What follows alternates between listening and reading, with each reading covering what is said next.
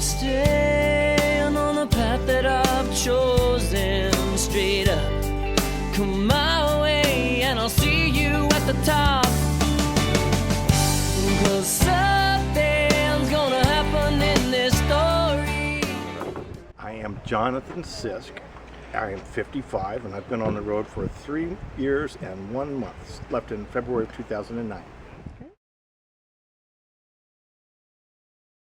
I decided after 30 years of California and having my stuff eventually own me that it would be better to get rid of it.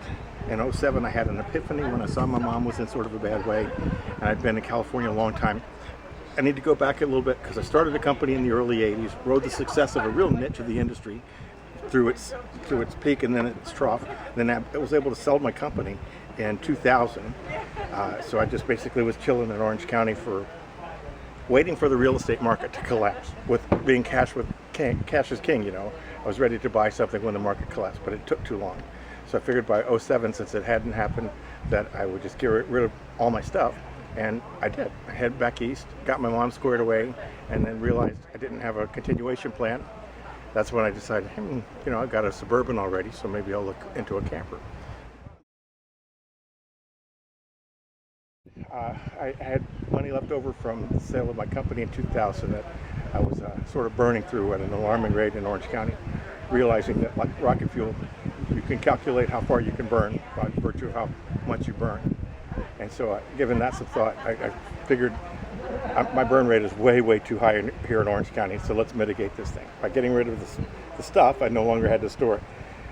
By getting rid of the house, I no longer had those obligations.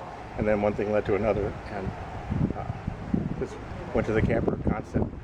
But in essence, I'm funding it off of savings. I still bring in income. I'm still working. I'm still doing things. Because I've been around since the earth cooled on the internet, my name is associated with my niche of the industry.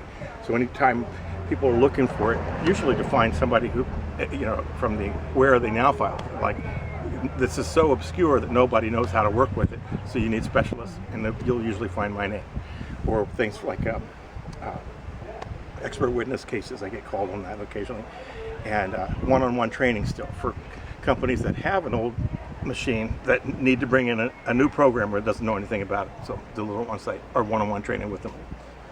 So still making money. Go. It was a 25-foot Amerilite by Gulfstream pull-behind camper with a tiny little tilt-out for the pretty much the sofa only. Perfect for one, really nice condition. The nice ladies who had owned it had let it get a little water damage from where it sat at a campground, and that turned into an opportunity for me to get a super deal on the rig itself. And then through good fortune and a little bit of luck, I found an RV shop in my hometown that I took it to, and they cut up the floor and said, yeah, sure enough, it needs to be replaced. They said it with much more of a southern accent, but he said he needed it for a couple of weeks to dry out before he could give me an estimate. Meanwhile, I went back and looked at his website, and it was what I call a brother-in-law site. You've probably seen these before. Probably done sometime in '98 with Microsoft Word, after dinner, 3 pages, broken links. I went, oh, thank you, Jeebus.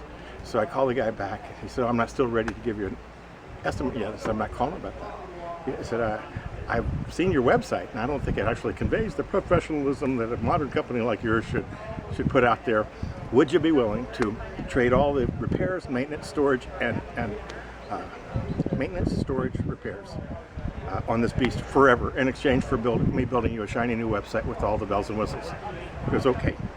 So I dropped it in the shop, gave him a long list of everything I wanted on it, and got it back in just perfect condition. Everything, all the work's done, ready to roll. In the context of my friends, there's certainly, I detect a lot of envy. A lot of people would like to be doing what I'm doing. For my family, they're mystified. They can't understand why I can be such a vagabond. And I don't actually get the opportunity to share my story with a lot of people. I was pretty surprised by that in traveling the country, especially on the campground circuit, when you go at the RV parks.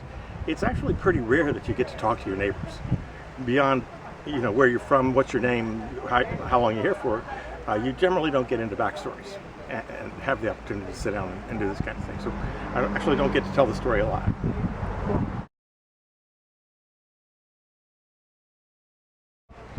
I think not. I think the experience of it, I was very inclined to want to know what I was up against, so I read what I could, and then I went out and used my own experience to deal with it, one issue at a time. You got to learn this stuff on your own.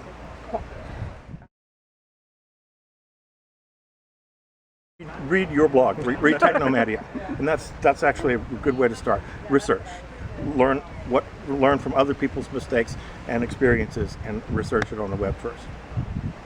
Great. Any parting words? You got 10 seconds. Welcome home. Cool.